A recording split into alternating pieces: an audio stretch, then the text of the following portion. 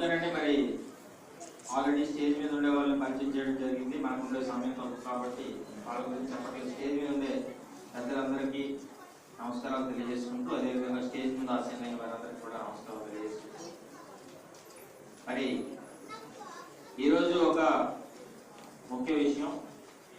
ఎందుకంటే ఈరోజు ఒక విశిష్టత ఉంది. మన వన్యప్రాణులు ఏవైతే ఉన్నాయో మనతో పాటు మన జీవనాన్ని సాగించేటటువంటి మనతో పాటు ఉండేటటువంటి వన్యప్రాణులకు సంబంధించి ఈరోజు వరల్డ్ టైగర్స్ సేవ్ డే అన్నమాట. అంటే టైగర్స్ని మనం రక్షించుకోవాల్సిన దినోత్సవం ఈరోజు ఇంటర్నేషనల్గా. టైగర్స్ వల్ల మనకు బెనిఫిట్ ఏంటని మీరు అనుకోవచ్చు. మరి మనతో పాటు క్రూర మృగాలు కానీ ఇతర జంతువులు కానీ ఏదైనా కూడా ప్రతి జీవి కూడా మనతో పాటు ఉన్నప్పుడే మనిషి ఆహ్లాదంగా ఆనందంగా ఉండగలరు. మరి ఈరోజు పులి చర్మాల గురించి, పులి గోడ గురించి చాలా మంది ఈ పులులను చంపడం జరుగుతుంది. కాబట్టి ప్రపంచవ్యాప్తంగా ఈ టైగర్స్ అన్నింటినీ కూడా మనం సేవ్ చేయడం కోసం ఈరోజు ఒక డే అనేది ఏర్పాటు చేసుకోవడం జరిగింది. మరి మన ఆంధ్రప్రదేశ్లోని అలాగే తెలంగాణ రాష్ట్రాలు రెండింటిలో కలిపి కేవలం 70 బిలో ఉన్నాయండి టైగర్స్. అంత తక్కువే ఉన్నాయి. ఇంకా అలాగే మనకి ఇండియా వైడ్ చూసినట్టయితే 2000 లోపు మాత్రమే ఉన్నట్టు మనకి లెక్కలు తెలియజేస్తున్నాయి. అలాగే ఏషియన్ కంట్రీస్ మొత్తం ఏవైతే ఉన్నాయో వాటన్నింటిలో బిలో 3500 ఉన్నాయి. మరి ఈ స్టాటిస్టిక్స్ అని ఎందుకంటే చెప్పాను, ఈ రోజు విశిష్టతను గురించి మీకు చెబుతూ ఈ కార్యక్రమం గురించి మీకు చెప్పడం జరిగింది. మరి యాక్టివ్ 24/7 24 గంటలు, రోజులోని 24 గంటలు, వారంలో 7 రోజులు యాక్టివ్గా ఉండేది యాక్టివ్ 24/7. మరి చైతన్యం కూడా అలాంటి యాక్టివిటీస్ రెగ్యులర్గా చేస్తూ మరి మనందరికీ మంచి ప్రోత్సాహాన్ని అందిస్తున్నాడని చెప్పుకోవాలి. బ్రదర్స్, ఇది చూడాలి మీరు. అటు మీరు మాట్లాడుకుంటే మేము ఏం చెప్పినా మీకేం అర్థం అవ్వదు, జనానికి అర్థం అవ్వదు. ఒక 5 నిమిషాలు.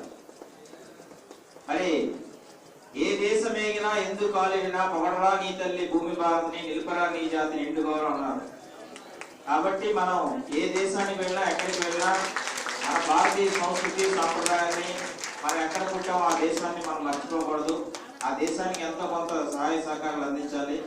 ఆ ఉద్దేశంతోనే ఎవరైతే మన ఎన్ఆర్ఐస్ ఉన్నారో వాళ్ళు కూడా ఈరోజు మన ఆంధ్ర ప్రాంతాన్ని అభివృద్ధి చేయడానికి, అదేవిధంగా ఇతర ప్రాంతాలని మనకి ఏదైతే భారతదేశంలో వెనుకబడిన ప్రాంతాలు ఉన్నాయో వాటన్నిటిని కూడా అభివృద్ధి చేయడానికి ముందుకు వస్తున్నారు.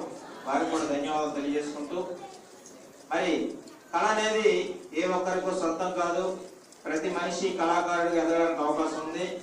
కళ అంటే మీరు అనుకోవచ్చు కేవలం డాన్స్, పాటలు ఈ రెండే మీకు కళ అనేది తెలుస్తుంది. కానీ ఈరోజు జానపద కళాకారులు చాలా మంది ఉన్నారు. రూరల్ ప్రాంతంలో ఉండేటువంటి జానపద కళాకారులు కూడా అనేక ఇబ్బందులు ఎదుర్కొంటున్నారు. మరి డప్పు కళాకారులు ఉంటారు, పాటలు పాడే కళాకారులు ఉంటారు, గరగ నృత్యం ఉంటారు. ఇలా రకరకాల ఫోక్ ఐటమ్స్ కూడా మనకు ఉన్నాయి. మరి ఇటువంటి కళలన్నింటినీ కూడా ప్రోత్సహించాలంటే తప్పనిసరిగా మనకి మంచి వేదికలు ఉండాలి.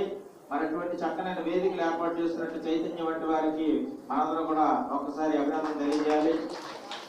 ఎందుకంటే మన కళ 10 మందికి తెలియాలంటే ఏదో ఒక వేదిక అనేది కంపల్సరీగా కావాలి. మరి అటువంటి వేదిక క్రియేట్ చేయడం అనేది కూడా చాలా కష్టంతో, ఖర్చుతో కూడుకున్నటువంటి వ్యవహారం. మరి అటువంటి వేదికలను మనం ఈరోజు నిలబెట్టుకుంటున్నామంటే దానికి మీ అందరి ప్రోత్సాహమే. ముఖ్యంగా ఇటీవల కాలంలో తల్లిదండ్రులందరూ కూడా పిల్లల్ని ప్రోత్సహించడంలో మరి ముందంజలో ఉంటున్నారు. కాబట్టి ఆ తల్లిదండ్రులందరికీ శిరస్సు వంచి నమస్కారాలు తెలియజేసుకుంటూ, భవిష్యత్తులో కూడా మీరు మీ పిల్లల్ని ఇలాగే ప్రోత్సహించండి.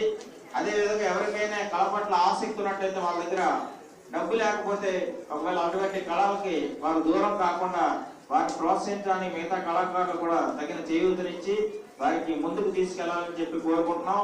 మరి ఈరోజు కళాకారుడిగా ఉన్నవారు కేవలం మన ప్రాంతంలోనే కాకుండా విదేశాల్లో సైతం, అంటే ఫారిన్ కంట్రీస్ లో సైతం పెర్ఫార్మెన్సెస్ ఇవ్వడానికి మంచి అవకాశాలు వస్తాయి.